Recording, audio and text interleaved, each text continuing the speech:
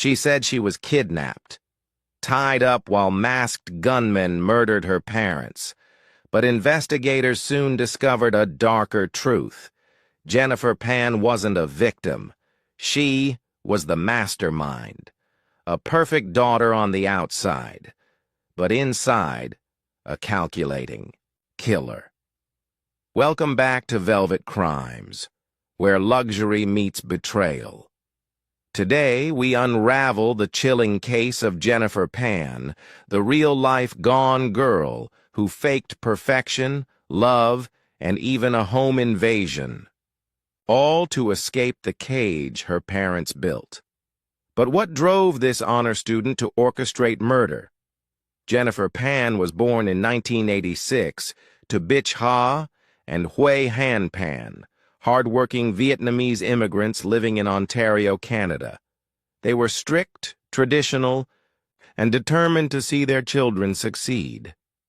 From a young age, Jennifer was pushed toward excellence. Piano lessons, figure skating, straight A's, no sleepovers, no parties, no boyfriends. To the outside world, she was every immigrant parent's dream, obedient, smart, respectful. But behind that carefully crafted image, something was cracking.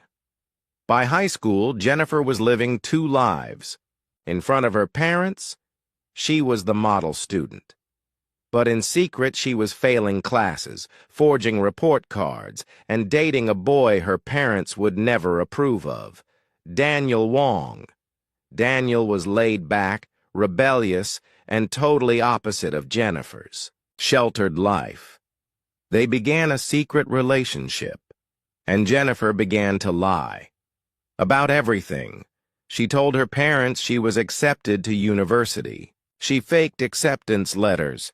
She pretended to attend classes. She even convinced them she was volunteering at a hospital. All lies. In reality, she was spending her days at Daniel's place, watching TV, smoking weed, living the life she could never have at home. Eventually, her father grew suspicious. He followed her, discovered she had no degree, no job, no hospital volunteering, and worst of all, she had a boyfriend. Her world collapsed. Han forbade her from seeing Daniel. He took away her phone, her laptop. She was a prisoner in her own home. Daniel, tired of the drama, broke up with her. He started dating someone else. Jennifer was heartbroken, but also furious.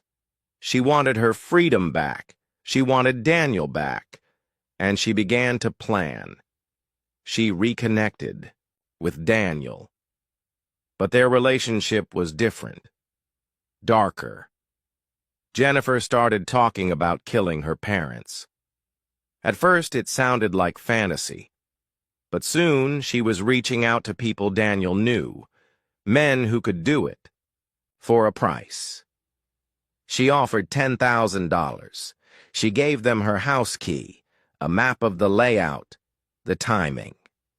The plan was set. On November 8, 2010, Jennifer unlocked the door from the inside. Then she texted one of the hitmen, "VIP access granted." At around 10 p.m., 3 men burst into the Pan household. They tied up Jennifer, her mother, and her father. They led them to the basement. Jennifer was left upstairs, loosely bound, able to use her phone. Gunshots echoed. Her mother was killed. Her father was shot but miraculously survived. The killers fled. Jennifer called 911, crying, pretending to be a victim. Police arrived and were confused. Jennifer seemed calm. Too calm. Her story had holes. Why wasn't she tied properly? Why didn't the killers harm her, the only witness? They interviewed her multiple times. Each time the story changed, detectives began tracking phone records, text messages, her movements. And then came the final blow. Jennifer's father woke up from his coma, and he remembered everything. Jennifer wasn't a victim. She was talking to the killers. She knew them. Jennifer was arrested and charged with first-degree murder and attempted murder. So were Daniel Wong and the hired hitmen. The trial revealed a twisted web of lies. A young woman trapped between cultural pressure and personal desires. But also a manipulator who planned her parents' murder in cold blood. The jury took 10 hours. Guilty. Life in prison with no chance of parole for 25 years. Today, Jennifer Pan sits behind bars. Her case became a media sensation. Books, documentaries, thousands of online theories. Some say she was driven to madness by pressure. Others say she was evil from the start. One thing is certain. Behind the perfect smile was a dangerous lie.